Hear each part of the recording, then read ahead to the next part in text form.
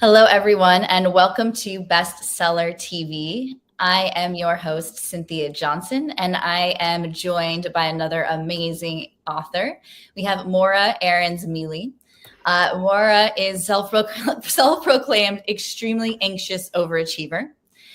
She's passionate about helping others understand their anxiety and using it as their superpower.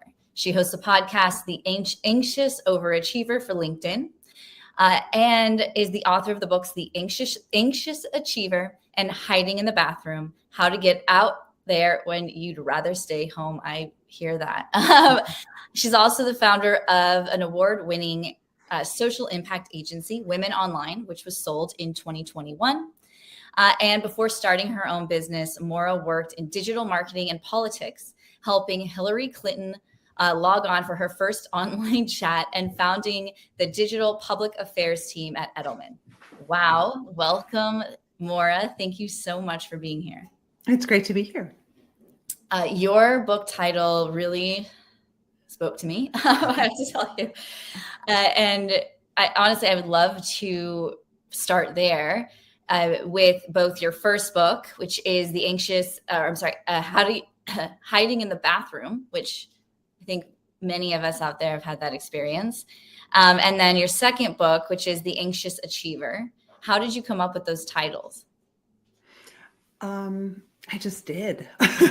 I'm a brander and have spent many years trying to sell things to people. So I guess I just used it on myself. But really, I mean, both titles came out of real, true experiences that I have, but also that I learned millions of other people have, right? So I always say that my specialty is saying things that other people don't in a business context, and really being open and honest about a lot of the emotional traits and personality traits that we show up with at work.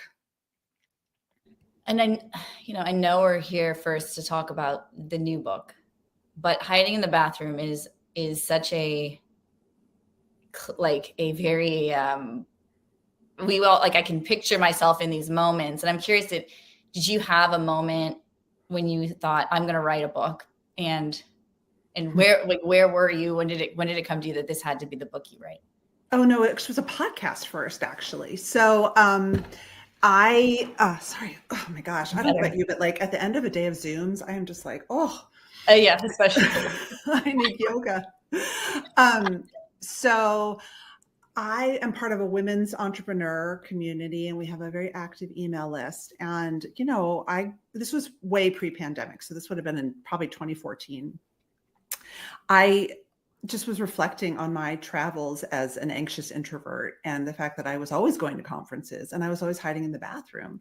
And I just wrote to my list, do you ever find yourself hiding in the bathroom at professional conferences? And the response, like to your point, it was just like, oh my God. Like to this day, I have friends who text me photos of themselves hiding in bathrooms. And a producer for Forbes was on the list, and she's like, hey, we're launching a podcast network. We think this is a great idea for a podcast. So I got to play in the podcast, but I then pitched it as a book because I really, really wanted to write a book for people like me who are super introverted, have quite a bit of social anxiety, but are also really ambitious and entrepreneurial and really want to build really interesting careers. How do we market ourselves in a world that is so focused on extroversion, especially in the context of entrepreneurship? So that was the quest for the anxious achiever. Yeah, I'm sorry for hiding in the bathroom. Hiding in the bathroom. So this all spurred out of a question. Like, what an incredible feedback loop you've been able to create, right? And as someone who shows up because I've put, you push yourself to, and then all of a sudden everyone wants you to be the person that shows up. It's like, that's panic attack. And to me, that also is the anxious achiever. So step one, get out of the bathroom, right? How did anxious achiever come about? Very similarly, I have been talking about my own battle with anxiety for a long time now. I gave my first keynote about it in I think it was 2012 at Brown University, my alma mater. And I shared my experience being a Brown and, being extremely anxious and extremely depressed. And I got a standing ovation. This was a long time ago. Like, we didn't talk about stuff like that, but I was just really honest. And I think all the people in the audience who had been so mentored and like told, like, the world is your oyster, you can do it. And I was kind of like, well, maybe, but you might have some really challenging times, along the way. I think there was a sense of relief. And so I would always talk about anxiety. And as I was promoting hiding in the bathroom, there's a lot about anxiety in there. And I would talk about it. And people, it was just like, again, that sense of relief, like, maybe you've seen me, maybe I'm not alone. And so I pitched The Anxious Achiever also as a podcast. I love podcasting, to really explore the stories of leaders in business who manage anxiety disorders and other mental health challenges, because these are stories that we don't hear enough. And it's really important in a business setting that we normalize mental health. I agree. My career started. I was running social media for mental and behavioral health companies before anybody wanted to talk about it. And I remember asking, "How do you create community around these topics?" And there'd be like the CMO of Oreo being like, "I have no idea. I talk about cookies." Like, my job's Yeah. And definitely no one was talking about their own anxieties, right? You were always talking about other people, or communities. When you first approached the topic, was it freeing or anxiety, like bringing, for someone out there who's saying, I want to get this off my chest too? What would you suggest? I think it's a really personal choice. And, even today, there's so much stigma around mental health. And you still hear a lot of that othering language, especially from leaders. They talk about other people's challenges, right? Or my cousin or my sister or my daughter or my this or my that. And it's not enough when I was feeling this way. But, that's a really personal decision. And,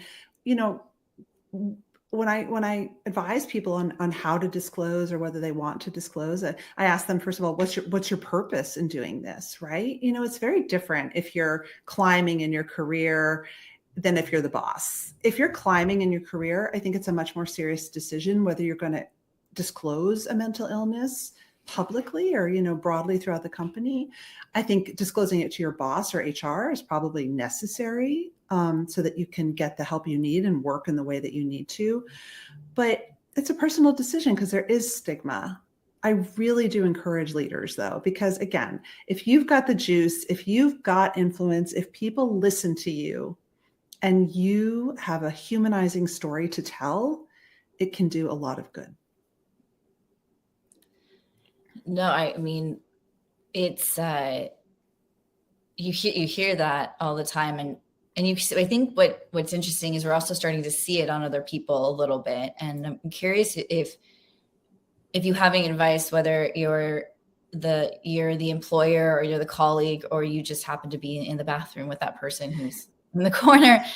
How do you approach people in a way that is more open and accepting and is helpful? I mean, if you see someone struggling, it's just really nice to just be human, right? I mean, I think that so much of workplace mental health feels really scary and big. And, people worry, I can't be my team's therapist. I'm not a therapist. Like, I don't want to turn into everyone's therapist. Like, of course you don't. That's not your job, and work is not a therapy. But we have such a hunger at work for connection, right? And we know this from all the research. And companies could just make work a lot more mentally healthy by embracing some really common equity values, like pay people fairly, treat them well, respect their time, respect their boundaries, allow them to create space between home and work, all that good stuff. And then, I think really encouraging a culture, and I'm not the first person to say this, where it's okay to be a little bit vulnerable, where, leaders don't always have to know all the answers, right? Where giving space for a little bit of like wobbliness doesn't doesn't immediately make people think that you're not competent. And most organizational cultures are really bad at that. And most of them are, and partly because, make my job easier, right? Your book, the anxious achiever, you're the anxious overachiever. How would you define what that looks like?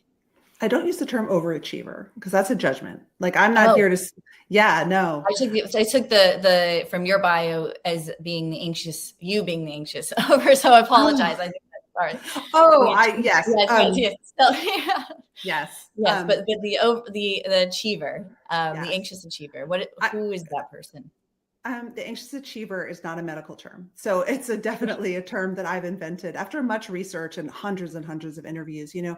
There's a lot of us out there who are very, very driven, right? We are always pushing ourselves. And whether we're entrepreneurs or we work at a nonprofit or we work in a big company, we're the ones who are revving up at 100%. We stay late, we're present, we're on task. And over time, we create a cycle where we get praised and rewarded for that achieving. And we think, oh gosh, okay, well, the only way that I'm going to be praised and rewarded and worthy is if I keep doing this. So I better keep doing this. Or maybe we think, bad things are going to happen if I slow down. We may operate from really old beliefs, even from our childhood, that I'm going to get punished if I don't give 100%, or I'm lazy and I have to work harder, or I'm going to lose everything I've worked so hard for if I slow down, right? We carry these messages and we keep going and we keep achieving. But it's almost as if we're powered by anxiety. We're motivated by anxiety. And it's complicated. I call it a double-edged sword because on the one hand, this makes us very special people and it helps us achieve a lot. On the other hand, if it's unmanaged, if it's untreated, it can really, really, make us burnt out, exhausted. It can take a toll on our relationships, on our family, on the people we work with, on our joy. And so it's really about understanding the role that anxiety plays in your work life and asking yourself the question, is this serving me? Is this how I want to keep going? And you went through all of these interviews. You said, did you say hundreds? Did I hear hundreds? Oh, hundreds. Yeah. Hundreds. Was there anything that was surprising that you didn't expect, or things that came out of these interviews that were kind of like, oh man, I wish the world knew more about this? What I want the world to know, and what I'm really obsessed with, because I interview people who have anxiety disorders, I interview people who have bipolar disorder, who have depression, who have ADHD, who are autistic, who have OCD, is that when you have a really different brain, you probably need to work differently. And how you work doesn't look like how other people work.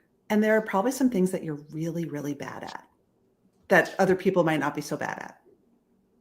On the other hand, there are probably some things that you are gifted at, that you are amazing at. And the task for all of us is to create a life where we're supported and build infrastructure and treatment and understanding around what are really, really challenging for us, our vulnerable sides and the things we just simply cannot do, and then get to really play to our strengths. And, there's a lot of research literature around this, data on entrepreneurs and mental illness and disorders. But I'm fascinated by the myriad ways that neurodivergent people I've talked to have created work lives. They would blow your mind. What, and in the book and also in your own life, like what are some things that you've done like to address and to create your perfect work-life balance? There's no work-life balance. That's a lie. No, good. Because honestly, thank you for saying that. Because, like, I feel like that's the buzzword of the last 10 years, or buzzwords. But so what have you done, I guess, to achieve just whatever it is that like makes, like, that's the setup in your work and the setup, what do you avoid certain things? Do you just lay it out on the table? Like, hey, I don't do this, but I'm really good over here. Yeah. I mean, I love the term work-life fit. So one of my mentors is Callie Yost, and she's an expert on workplace flexibility and redesign. And she talks about fit. And the cool thing about work-life fit is it's like snowflakes. We all have a different work-life fit. And so that's really important. Whether you're neurodivergent or you have anxiety or not, like your work-life fit might be different. I always laugh because I have 3 kids. And when I had my babies, people sort of would assume that I would step back from work or that my mind would be elsewhere. And I was like, no, I love working. Like, I love being a mom, but like work is really, really important to me. And my kids are annoying, especially when they were toddlers. Like, I'm happy to be at work. And it felt like very weird and anti-cultural to say that, but that's my work-life fit. And so we all have different ones. I think when I was 30 years old, left corporate America because I just couldn't do it. I was just bad at it. Not that I was bad at my job. I'm good at my job. I was a marketer and a political consultant. It's that I couldn't do office politics. I couldn't show up every day.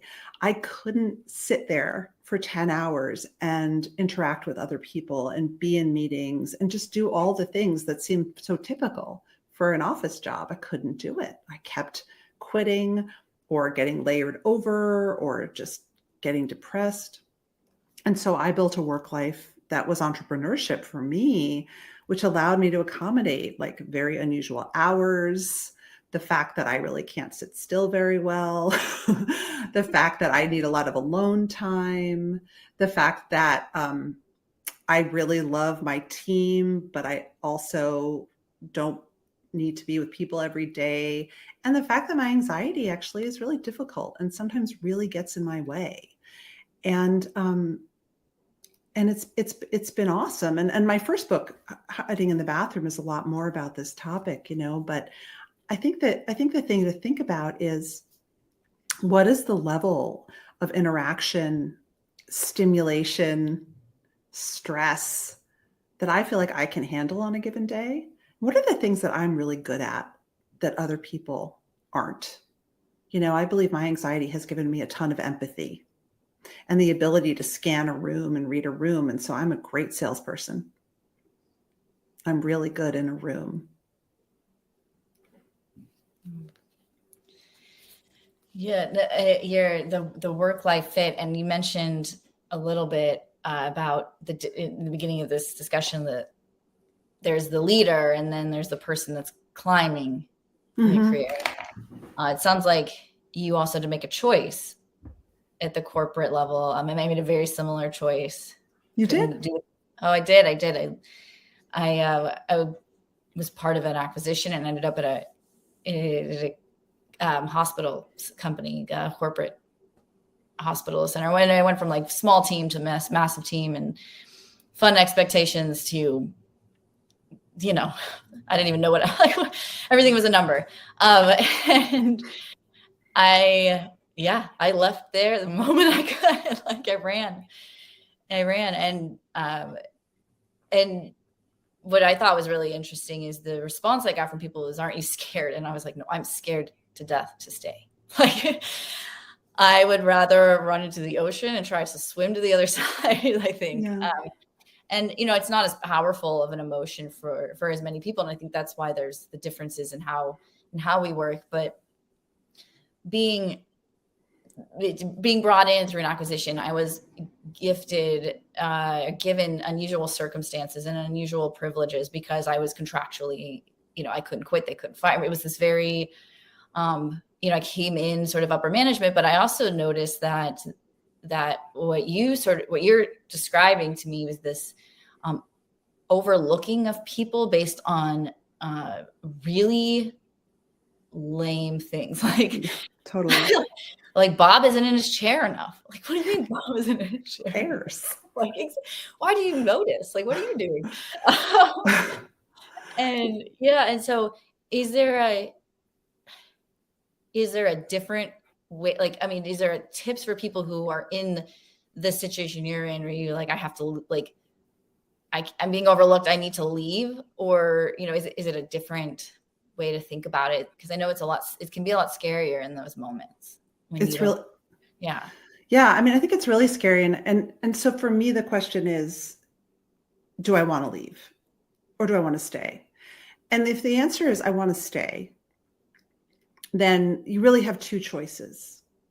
One is you can try to conform, and, sort of a hack to doing this is to really pay attention to and think about the values and the language that the company sees as important. And Carla Harris, she's great. She gives a lot of talks. She was an investment banker. She talks about this a lot. If a big word in your company, is like committed or strategic, what do the executives who get that right do? And how can I show that I'm committed? Like, maybe commitment in this company means my butt is in that chair. Okay, is this something that I'm willing to conform to? And if so, how can I take care of myself? And sometimes that means, like, how can I, like, emotionally disconnect from this? The other option is to ask for what you need, is to say, I am valuable to this organization, but I work a little bit differently. And I think the pandemic has opened up this door for so many of us, right? Working from home used to be seen as kind of a weird thing. And now it's like, we all work from home. Mm-hmm. So can I ask for what I need? Do I know what I need? Oh, well, I better know what I need. Do I know how what I need maps to the values that the company assigns so that they don't think I'm slacking off? And if I had to make a compromise, what compromise would I make? And so, I think with introverts, I get this question a lot. Zoom really exhausts me. I'm on Zoom. I'm expected to be on camera all day long. What do I do? And first of all, my question to every company is, like, where did you get the idea that everybody had to be on Zoom all day long? It's ridiculous. 2, are there meetings? Again, I can go off camera. Can I build in workarounds? Because I deserve this. This is how I need to work. So I think really, really important is thinking, if I want to stay, can I conform, or can I ask for what I need? And if so, what do I need to make this job bearable and play to my strengths? Mm-hmm. Oh, you must get so many emails from people. I'm like, this is like, I do. You do. Yeah. It's on a more personal selfish note, I'm going to ask you also then, what about, I found what I didn't expect is I don't do well in an office. Actually, not true. I don't do well not having a choice. So the moment you tell me I don't have an office is the moment I want one. And, like, it's just this very psychological thing I go through. When I first started my company, my employees who did not have to be in the office, they had a choice. I got frustrated that I wasn't in the office. So then I started getting anxiety that, like, I wasn't living their expectation. And I still think that's a big part a part of it today. So you're an overachiever, let's say an overachieving entrepreneur, and then you start a business and now you're anxious that you're not doing the right thing for employees. Like, is there a way to navigate that on the other side, I guess is the question. It's all about expectations.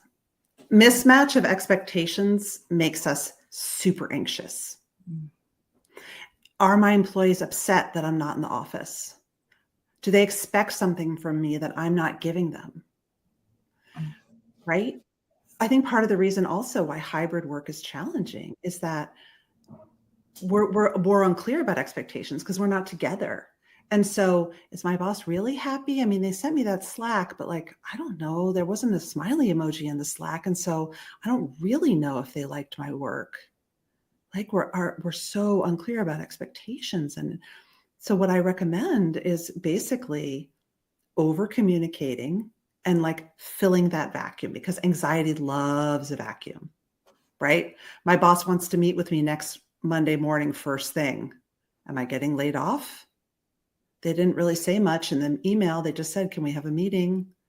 Like, you could be getting promoted, but if you're anxious, you feel like you're getting laid off and there's a huge vacuum and that anxiety just whooshes in. And so you could ask, I mean, I think as leaders, we can sit and we can open up a dialogue, because it is our job as leaders to make our employees feel cared for, heard, led, while also we're the boss and we get a lot of leeway. Trust me, I struggled with the same thing when I owned my business. I really, I'm the kind of boss, I trusted people so much. I'd be like, I would want to disappear for days, just do my own thing. And then I was like, uh-oh, Morra, like you really should check in for them, not because I was worried. And so, I think that just, again, creating expectations and maybe just saying to them, hey guys, I have this weird thing in my personality where I really value autonomy and flexibility. That's why I started this business. And just when I don't show up, it's not because of you. And let's build in some core hours and you can access me or something like that. Yeah. I know how you feel. I felt the same way. Yes, because you go into it and you're thinking, look, I made it. And all of the things I was anxious about go away. No, they just change. They just change. Oh, it's really great. And I feel like the books that like knowing like your bio and then the books and the titles, like again, it shows this sort of transformation kind of with you that I find very relatable, because you go from hiding in the bathroom to pushing yourself onto the stage to then just being this person that everyone expects a lot of things from. And you're still that same person. So, yeah. Still that's the other thing that like when I talk to leaders, if you have, first of all, if you have a mental illness that you've had for a while, like it may never go away. It may come back. You're not cured, and if you have ADHD, you can manage it, but like you still have ADHD. And so I think also just reaching a level of acceptance and really understanding for ourselves that we can then extend to other people in the form of empathy makes us really good leaders too. I love that. We're sort of nearing the end, but I want to give you a chance to lay out the big takeaways. What do you hope the readers will get from your book, The Anxious Achiever? I hope that, first of all, you understand that, anxiety is normal. Everyone feels anxious throughout our lives. We'll feel good anxiety, right? Which is that sort of like appropriate, like, yes, I'm going to go on stage. I feel anxious, but this is good feeling. And we'll feel really uncomfortable, sometimes debilitating anxiety, and all in between.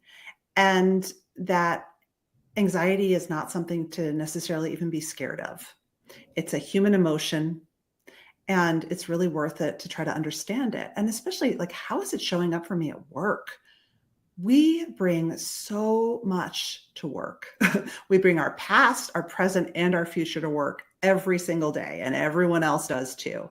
And so we can, when we understand what's making us anxious and also how we're acting out that anxiety, we are doing a favor for ourselves and for our colleagues. Like, we might stop micromanaging. We might stop being so controlling. We might stop being such perfectionists. And we might really figure out how both to tell anxiety to buzz off, and then sometimes even to use it when we need it, because it can also be really motivating. So the book is practical. It has a lot of exercises and a lot of really great stories from leaders. So yeah, I would love if people picked it up. I might actually just buy, like, for my team. Please do. I'm not calling anyone or all of you out, but I feel like, but please read this book. Thank you so much. Thank you so much for being here and sharing your book with us. And you can find the book anywhere books are sold. Yep. Okay, that's great. We'll also be sharing notes from this conversation, as well as links to where you can purchase the book in the show notes. This is Bestseller TV. I'm your host, Cynthia Johnson, and we will be back next week with another wonderful author. Thank you again, Morra. Thank you so much. Have a good day. Too. Thank you. Bye.